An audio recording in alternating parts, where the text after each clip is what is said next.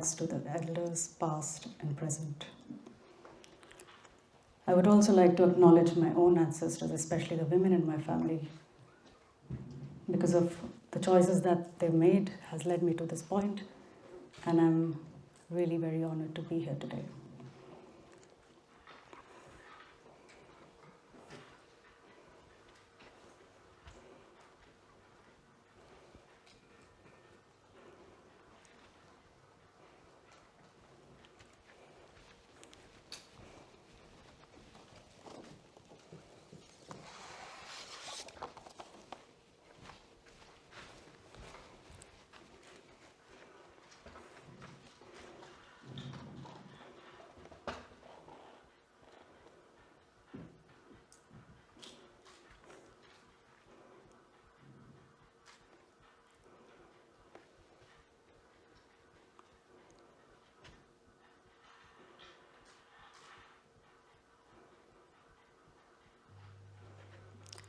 Having grown up in Bombay, now Mumbai, public spaces back home seem like quotidian battleground, where very few emerge unscathed. With all 7 shades of sexual violence on display, women who surface on the other side are often mired in war marks, coarse crusty, skin toughened, fangs sharpened, but enriched in practical survival tips for others like themselves, each telling the other how to survive. Survival has been hardwired in us. Sometimes it's well-intentioned, and at the other times it's the badge that maintains and perpetuates the existing status quo.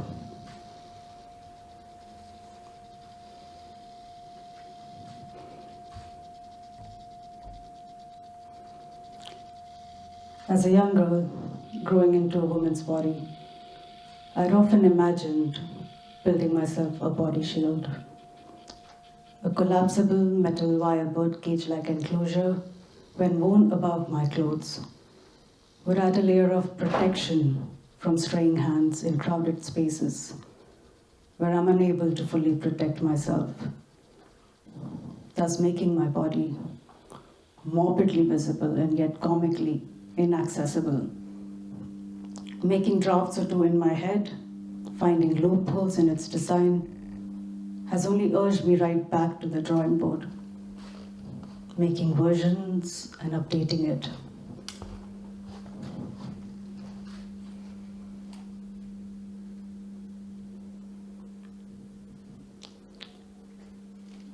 I never intend to wear this armor, and I hope that no one ever has to.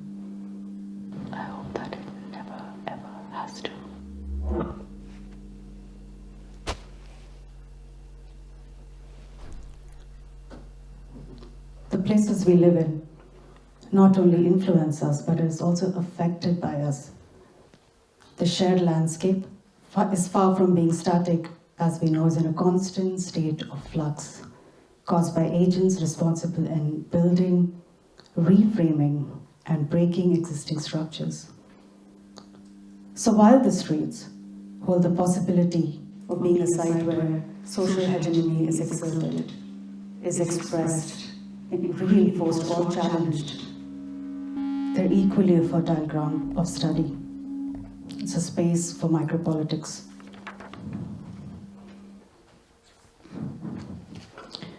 But it doesn't take long for women in cities such as Mumbai to realize how gendered public spaces really are.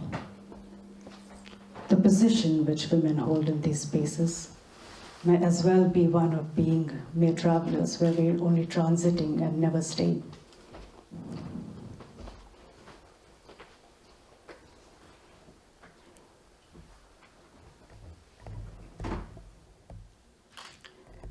The term loitering, brought to India through its colonial legacy, has since expanded in definition within domestic as well as social spaces.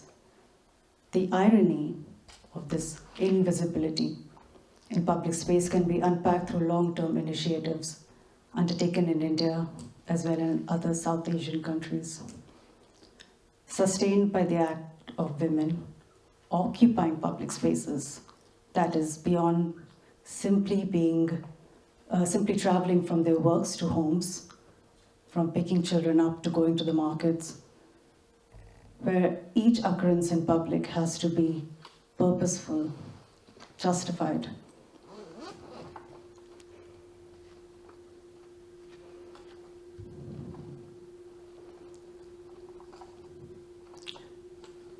Taking a cue from academics and feminist writers, Shilpa Farge, Samira Khan, Shilpa Ranade, where in their seminal work, Why Loiter?, they write about the importance of loitering as a tool for women to reclaim public spaces.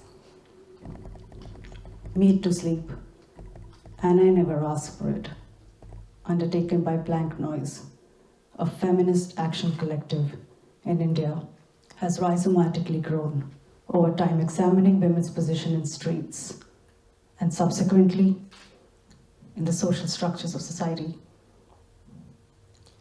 Over the years, pockets of women have been coming out onto the streets with an intent to address this imbalance of visibility and gender disparity in public spaces with the focus of reducing everyday violence. And they're doing this by simply being present, by loitering to reclaim the streets and thereby forcing visibility in places that's otherwise cordoned off to them by these invisible force fields. Meet to Sleep, for instance, invites women to parks and other open spaces that they can find in order to sleep, to rest, and to visibly do nothing. It may appear counterintuitive, but by lowering their guards and exhibiting a sense of trust in others, they are denouncing their fears and exercising the right to safety. By occupying these spaces, the women are becoming a new and regular visual in the parks.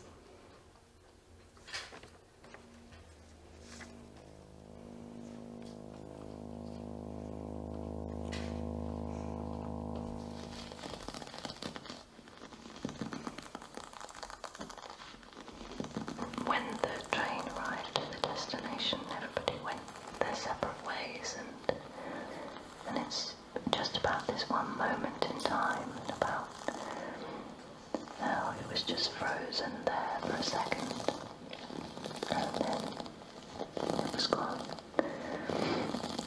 It's very frustrating. The politics of leisure, it defies social order that parameterizes individuals as contributing members of society. The acceptance of women in public spaces has historical distortions encased in the language of patriarchy, reiteration of power through social order subjugation.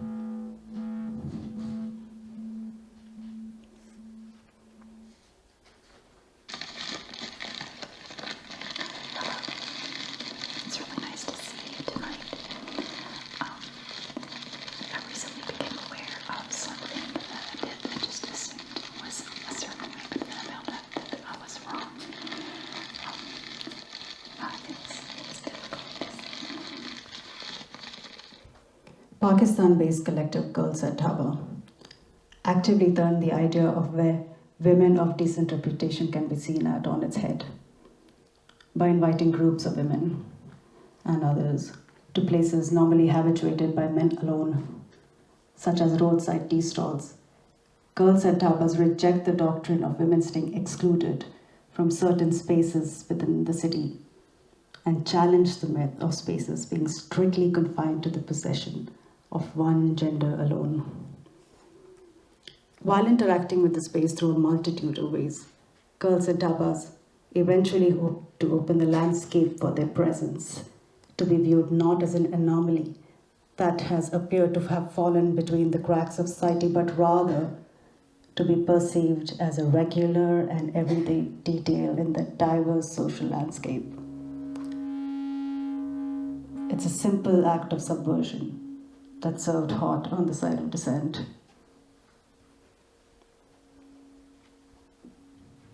But now, while it is easy to draw hurried, unconsidered parallel between a woman striving to walk the streets in Karachi or in Mumbai with Baudelaire's ambulatory figure of the Parisian flaneur, who would walk the streets of the city unfettered by time, a detached observer steeped in thoughts. The two may, in fact, walk a proverbial common path before quickly splintering from each other. Women without a legitimate purpose of being out in public appears to be a seemingly difficult concept to navigate, one that threatens to destabilize the value that society appears to coil itself around. The female body comes to be produced and represented socially in a plethora of ways, and in turn these bodies, they subscribe, they reject, or project themselves onto environment based on the transparency of data. But there's a constant feedback loop between the bodies and the environment that challenge the totalizing attribute that social structures prescribe to the female body. One influences the other and the vice versa.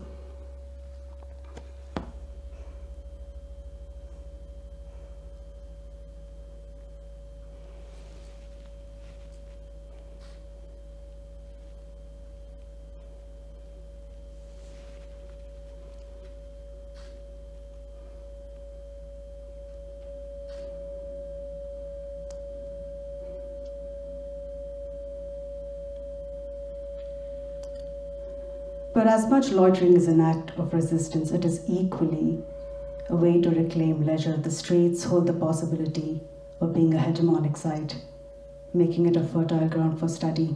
It's where anonymity meets identity. I'm interested in this complex petri dish of emotions and interactions, in a Hannah Arendt way of looking at publics, social and commons, meaning the publics are informed only in the presence of others, but which also means that one's understanding of self is often formed in relation, in realization, and in retaliation to others.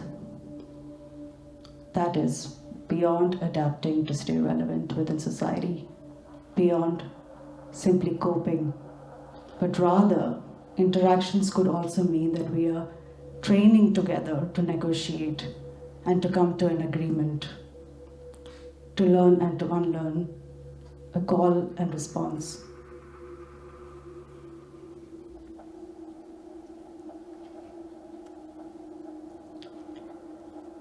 It may seem odd, but several areas in the city seem to have certain coded ways of inquiring whether you belong there. It's an unspoken choreography of permissions and movements.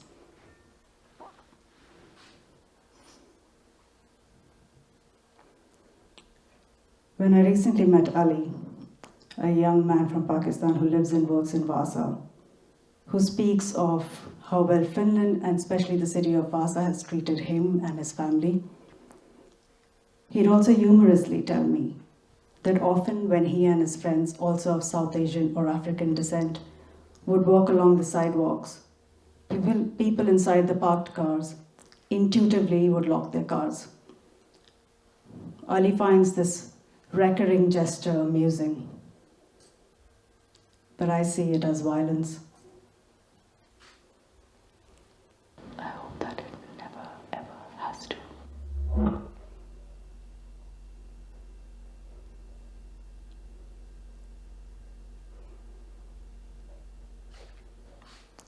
A quick note on note-taking.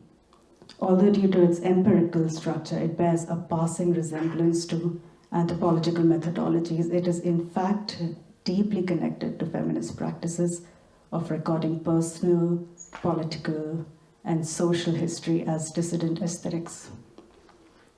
However, the irony of how this is flipped on its head is not entirely lost on me either.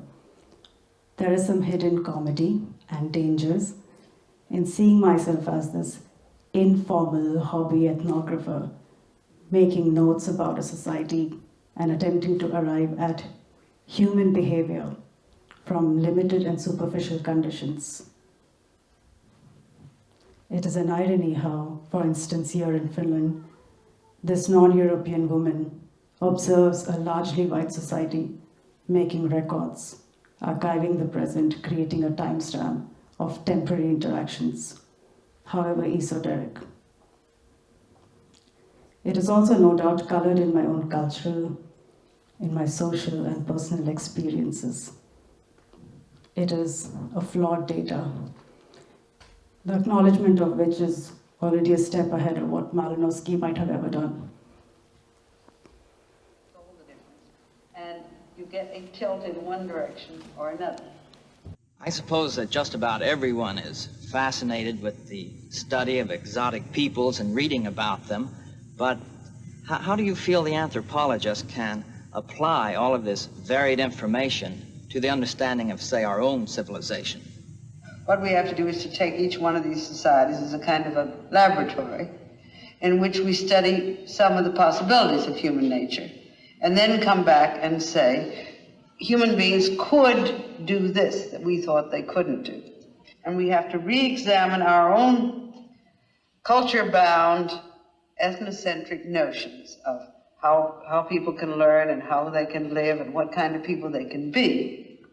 And then re-examining our own notions and widening them so that we have far greater sense of what people might do, could do. Then we can go ahead and make changes that are constant with our own society and with our own ideals.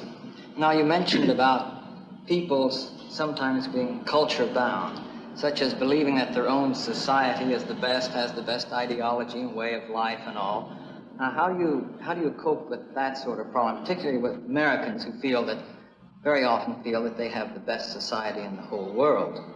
Yes, of course, Americans are particularly likely to have this point of view because we're made up of people who left other countries because they thought America was going to be better. And when they got here, were pretty busy showing their cousins they left behind how much better it was, so that we gradually built up a picture of the best of all possible worlds. And we've been extraordinarily fortunate, too, because we had this great empty continent with vast resources on which we could build new ways of life, unfettered by the past.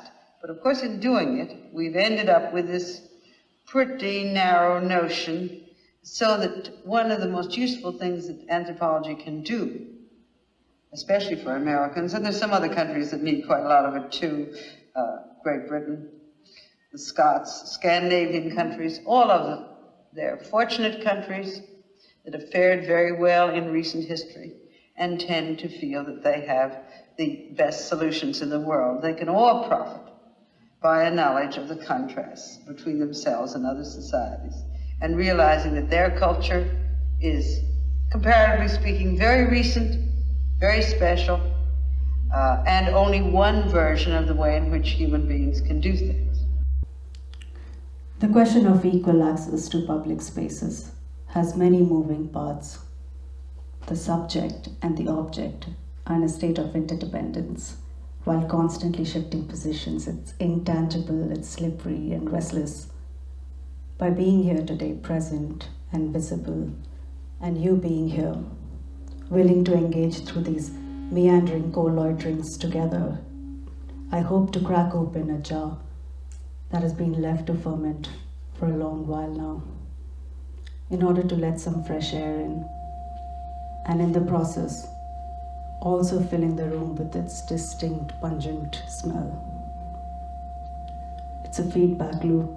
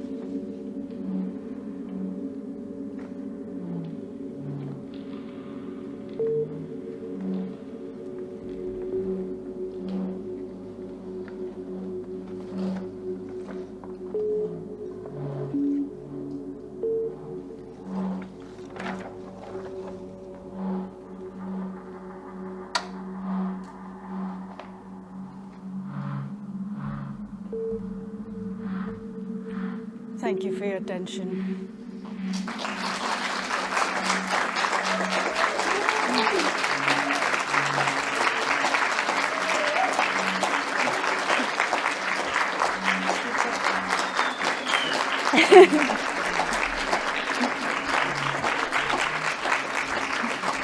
Thank you.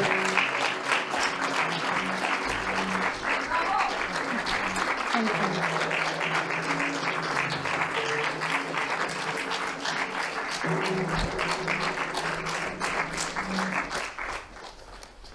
Thank you. Thank you for your attention.